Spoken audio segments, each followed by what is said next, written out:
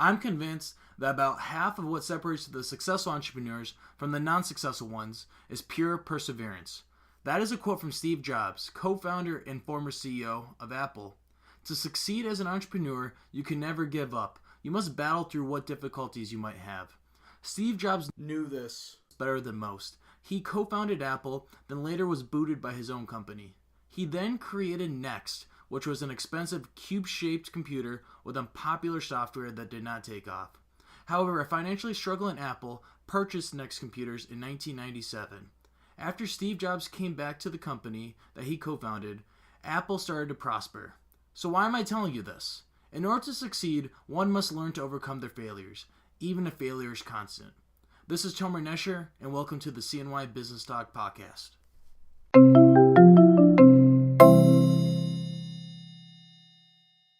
Hello everyone, this is the first official episode of the CNY Business Talk podcast.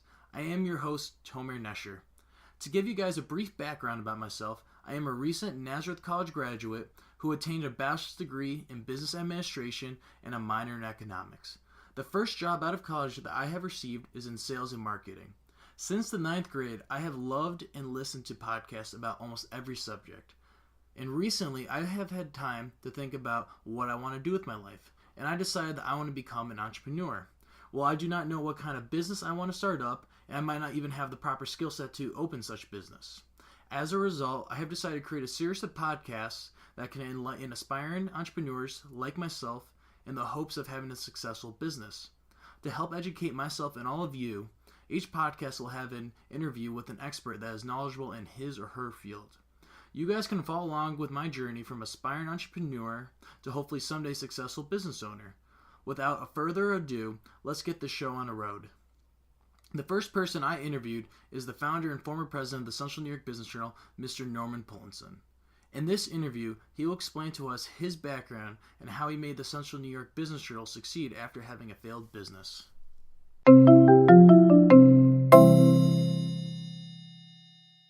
First things first, can you please just give me a quick, brief summary about yourself? What is your background, education, work experience, etc.? Well, I'm a Syracuse native and went to high school here, went to St. Lawrence University for undergraduate work. I was a history major. Then I went off to the University of Wisconsin at Madison and got a master's degree and thought I was going to teach. And next thing I knew, I was in Germany with the United States Army firing 8-inch self-propelled cannons. So 2 years later, when they sent me home, I decided I didn't think I was going to teach history, so I went into a family business, which was printing. Our job was to put ink on paper, and it was a company that had a specialty in pharmaceutical labels, but we also did a lot of commercial printing, so it was varied. My brother and I were partners for 13 years, and I went off because I wanted to pursue the publishing business. It's an interesting story because I was trying to sell printing to a magazine publisher who lived in New Hampshire, and he had a very small publication, which was unusual at the time. Every magazine like Look and Life in the 1960s was publishing millions and millions, or rather printing millions and millions of copies. That was the norm. So here's a fellow who had a niche publication, which I didn't even understand what niche was. He was printing 18,000 copies of a publication called Antiques, National Antiques. And he had a group of rabid followers, the subscribers who loved him, sent him money, and he would print all kinds of stories about what was happening in the antique world. So it was my first taste of publishing, and certainly my first understanding that you didn't have to print gigantic publications in order to make money in this area. So I was intrigued for a number of years, never sold him any printing, but ended up leaving the printing business and going into the publishing business. And I did that by buying a consumer publication called Adirondack Life. It was a very young publication and grew with it for 7.5 years. Sold that and decided the best thing to do was to go into business-to-business publishing because I liked the model that had been out there for about 5 to 10 years. And it was really interesting because publishing business journals was a concept that came from two guys who were having coffee one day in Kansas City, One of them was a veterinarian, one of them was in real estate, and they were reading the local newspaper, the city newspaper. And I said, this is a rag. They hate business. We can do better than this. And sure enough, they started a newspaper, ended up with a chain of newspapers, of 8 newspapers before they went down the drain. This is in one of the recessions that comes along periodically. So the idea was there. Other publishers picked it up, and it was starting to really move around the country. And I said, I want to get into this business. So I did. At the time I got into the business, there were 3 competitors in the Syracuse area, which I knew was much too many competitors. The marketplace couldn't possibly support that many publishers. But I was convinced I had the right idea. Funny looking back on it, if I'd known what I was getting into, I probably would have said, this is crazy, I shouldn't do it. But anyway, I went ahead, I launched the publication, borrowed a bridge table from my mother-in-law, a couple chairs, I got a telephone. Remember those old rotary dial telephones, black telephones? And 500 business cards, and I was in business. And then I said to myself, okay, what do I do now? Because I'd never really done any business-to-business publishing, and I had never started a publication from scratch. So it was a real lesson, real learning lesson. And it's been 31 years with the publication. I'm in the process of retiring completely. And as I look back on it, it's been a great ride. And I would say the most satisfying part of it is not just that I made a comfortable living, but I really, really enjoyed what I was doing and felt that I was contributing something bigger than myself, something to the community. So that's the short story. That's how I got into it. You could probably, talk about that for hours. Days. Days. Okay, yes. Days. You just have to give me an adult beverage and I'm off and running. So you kind of, explained it. Can you give the people kind of like a little gist of like what the Central New York Business Journal is? Like I said, you've explained it a little bit, but maybe explain a little bit more. Well, the Business Journal concept is like taking a Wall Street Journal, which is an international, national publication focused only on business owners and managers and wannabes, and bringing it down to a local level. And what happened is that over the years, the local business publication, local general newspaper, which tried to be everything to everybody, became less and less interested in business. And so we, after a while, were left with a, if you will, a niche, in which we're the only publication here that's focused 100% on business. And I shouldn't just say publication because we're the only business entity that focuses on communicating with business people. So from our standpoint, it's a very focused approach. What is it that the business community wants to know about what's happening in this area? And there is a lot of business going on under the radar. So, I mean, business to business, the business to business publication, you said, you told me in the past that, the company, targets, like the C-suite people, top executives. I'm correct about that, right? You are correct, but also wannabes, those people who may be managers, they're not owners of businesses. They want to know what's happening. It could be salespeople are very interested because they get a lot of leads from stories that we run. Human resources people are interested in what's happening in this area. So we're just covering stories the old-fashioned way. We don't have journalists, we have reporters. And they go out and report on what's happening in the business community. We write it up. We don't put in color adjectives. The only time we have an opinion on something is it's confined to the opinion page. So I think our readers over the years have come to believe, okay, these are legitimate business stories, and that's why we have an audience. So, old school approach. I like that, yes. We're old school. So, I mean, you've been in business for 31 years, if I'm correct? No, I've been in business with this publication 31 years. This is my 54th year in business in Central New York. Well, what type of, well, thank you for correcting me. Well, what type of business form do you have? Are you a sole firm? Do you have, are you a sole proprietorship, partnership, corporation? Well, it's a corporation. We're a sub-S corporation. Sub-S's became popular back in the 1970s. So it's really a pass-through concept to avoid double taxation. And we've been a sub-S from the beginning. There are 2 corporations, actually, because we set up a business events corporation called Biz Events years ago. It's well over 20 years. And so we put on seminars, conferences. We've done trade shows. And that's just another way of communicating with the business community and networking.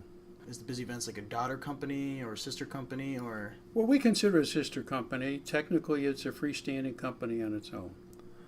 So, Mr. Polinson, did you ever fail in business? I did, yes. Once I fell flat on my face, or perhaps in the other direction.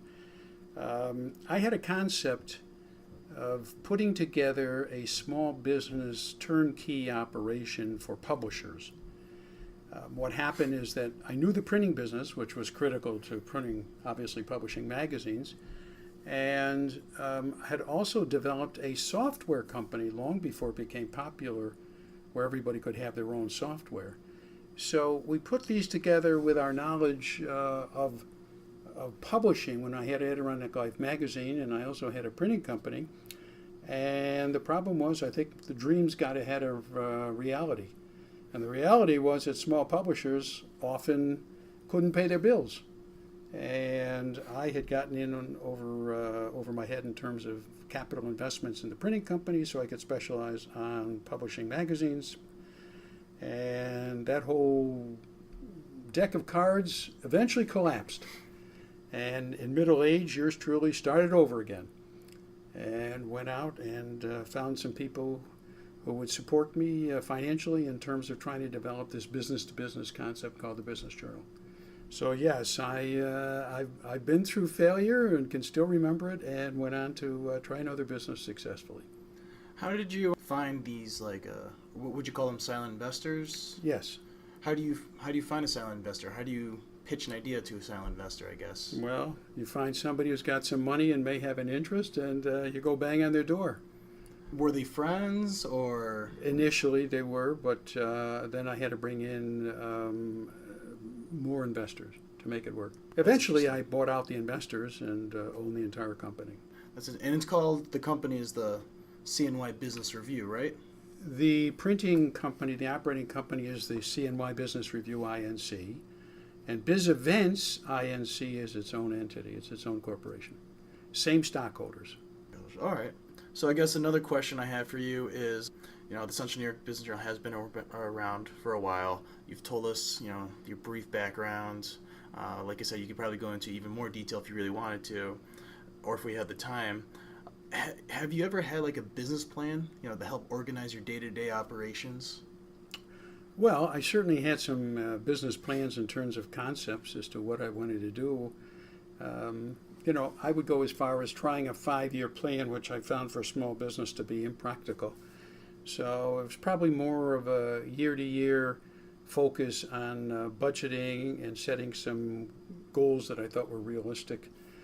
But honestly, when you're in a business where things can change rapidly, you need to be able to adapt quickly to it. So I think the business plan was pay real attention to what's going on a day-to-day basis.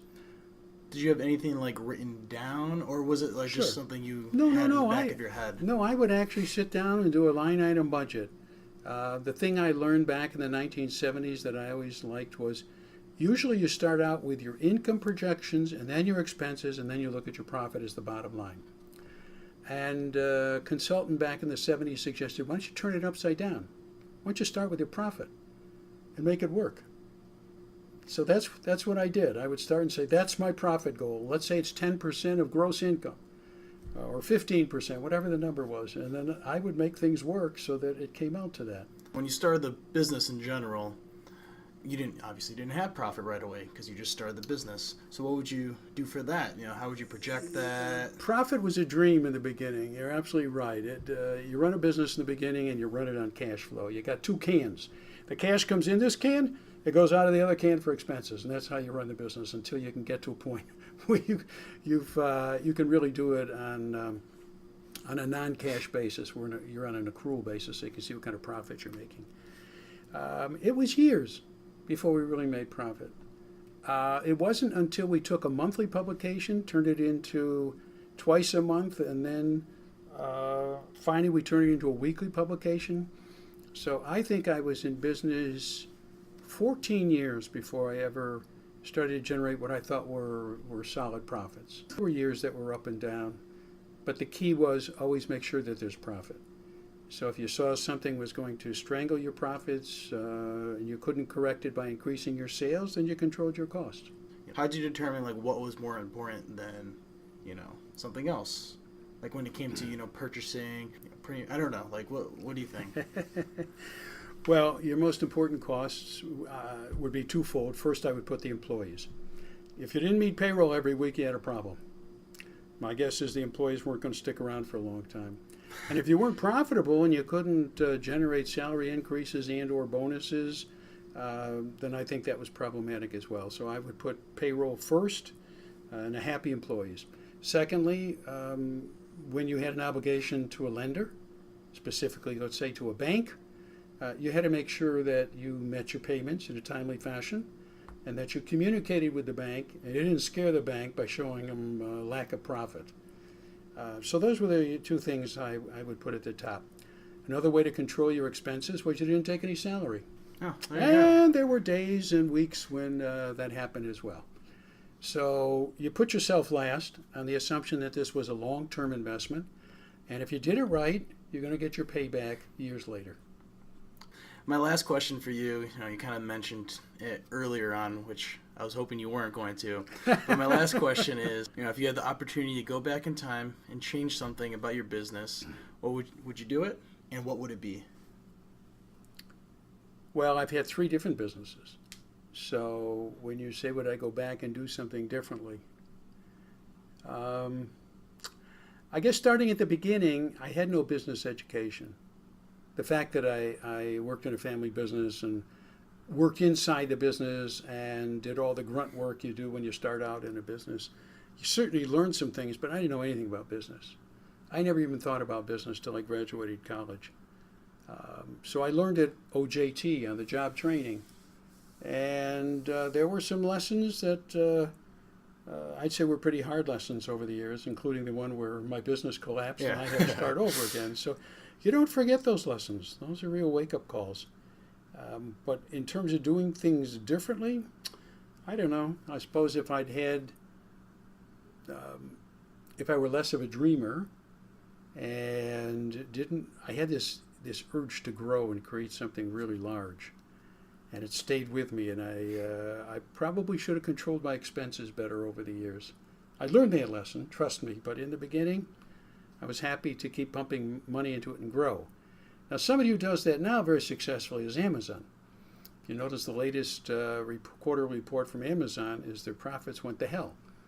But that doesn't bother Jeff Bezos. No, He's done this before when he started out. He wanted market share. He knew where he was going. He wanted to grow the business, and so he carefully did that. I wasn't so careful as Jeff Bezos. But would I do anything differently? I'll tell you, if you've got it in your blood and you think you've got an idea and you're absolutely convinced that you can do it better than somebody else and that there's a need out there for it, and you're a real entrepreneur, you can't suppress it. You got to do it. You got to try it. Even when you fall on your face, you got to get up and try it again or try something different. So looking back on it, would I do anything different? I suppose so. You can always write that scenario any way you want to, but I guess in retrospect, I don't have any regrets. It was a pleasure speaking with you, Mr. Pullenson. My pleasure, Mr. Nesher.